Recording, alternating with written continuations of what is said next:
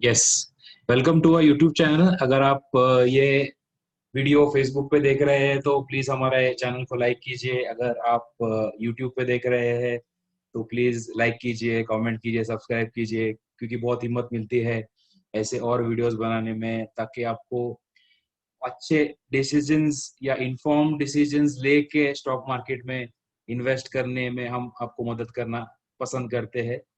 अभी एक नया सिबी का गाइडलाइन आया है और ये म्यूचुअल फंड के लिए एप्लीकेबल है, और हम समझना चाह रहे हैं कि ये न्यू गाइडलाइंस की वजह से हमारे इन्वेस्टिंग में या हमारे जो ट्रेडिंग अप्रोच में क्या फर्क पड़ेगा, हम ये समझने के लिए हम ये वीडियो बना रहे हैं।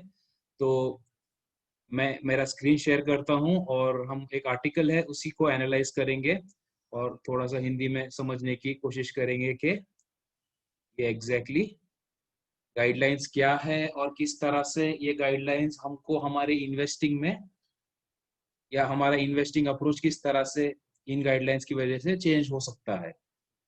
तो ये सीबी जो कि मार्केट रेगुलेटर है, जो एक मार्केट का पुलिस है, जो मार्केट को डायरेक्शन देता है कि या गाइडलाइन सेट करता है, बेसिकली ये सभी गाइडलाइंस इन्वेस्टर्स को प्रोटेक्ट करने के लिए ही की जाती है और इन्वेस्टर्स का ही तरफ से सीबी हमेशा लड़ेगा। तो इन्होंने एक नया गाइडलाइन इशू किया है जो कि मल्टी कैप फंड्स के लिए एप्लीकेबल है, जो कि फ्राइडे को ये गाइडलाइन इशू किया गया। अभी मल्टी कैप फंड्स में इन्होंने ये स्पेसिफाई किया है कि मल्टी कैप फंड्स जो है, जो कि as registered as multi cap funds, जो म्यूचुअल फंड्स है, उन्होंने अपना 25% ऑफ देयर होल्डिंग्स, जो भी वो होल्ड कर रहे हैं, 75% उन्होंने पहली बात तो इक्विटी मार्केट में इन्वेस्ट करना है, और दूसरा इसके ऊपर भी एक डिवीजन दिया गया है कि 25% each in mid cap, small cap और लार्ज कैप। मतलब बड़ी कंपनीज जो कि लार्ज कैप्स है उनमें 25%, मिड कैप्स है उनमें 25% और स्मॉल कैप्स है उनमें भी 25%। इसके पहले कोई ऐसे गाइडलाइंस नहीं थे या कोई ऐसे रिस्ट्रिक्शंस नहीं थे इन म्यूचुअल फंड्स को। तो वो बेसिकली जो चाहे वो कर सकते थे अपने पैसे के साथ में या बेसिकली इन्वेस्टर्स के पैसे के साथ में, क्योंकि जो फंड मैनेजर है वो डिसाइड करता है कि आपका पैसा कहाँ इन्वेस्ट करेंगे and you invest in mutual funds. पर अभी ये रिस्ट्रिक्शन आ चुका है। अभी आप अगर समझने की कोशिश करेंगे तो लगभग 70-75% of the mutual fund in multi cap mutual funds जो है, ये 70-75% अप्रोक्सीमेटली लार्ज कैप्स में ही इन्वेस्ट करना पसंद करते हैं, जो कि बड़े कंपनीज है उन्हीं में इन्वेस्ट करना ज्यादा पसंद करते हैं। पर अभी ये रिस्ट्रिक्शन या न्यू गाइडलाइंस आने के बाद ये सिनेरियो ऐसा हो जाएगा कि इनको कंप्लाई अगर करना है या मल्टी कैप फंड के कैटेगरी के अंडर इनको रहना है तो इनको ये गाइडलाइंस कंप्लाई करने ही पड़ेंगे। तो ये कितना अमाउंट हो रहा है, तो लगभग 35,000 करोड़ टू 40,000 करोड़, 35,000 करोड़ टू 40,000 करोड़, ये बहुत ही बड़ा पैसा है, बहुत ही बड़ा अमाउंट है, जो कि लार्ज कैप से शिफ्ट होके लार्ज कैप से शिफ्ट होके स्मॉल कैप और मिड कैप में पैसा आएगा, बड़ा पैसा आने वाला है। एंड में आपको ये समझने की जरूरत है कि मार्केट कौन मूव करता है। ये जो बिग प्लेयर्स है, जो म्यूचुअल फंड है, जो बैंक है, जिनके पास बड़ा पैसा है, ये मार्केट मूव करते हैं। हमको इनकी एक्टिविटीज कैसे पता करने हैं, हम लोग वीडियो के एंड में समझेंगे कि हमको कैसे समझ में आएगा कि ये लोग कहाँ इन्वेस्ट कर रहे हैं और हमको उनके पीछे इन्वेस्ट करना है। हमको देखो, जैसे आई एक्सप्लेन उसके आगे, तो बहुत ही बड़ा पैसा है। कब ये गाइडलाइंस है, कब ये कंप्लाई करने की जरूरत है? 31 जनवरी, जो कि अप्रोक्सीमेटली अभी से 3.5-4 महीने है। 31 जनवरी 2021 के पहले ये कैटेगरीज में आपको कंप्लाई करना है इन म्यूचुअल फंड्स को।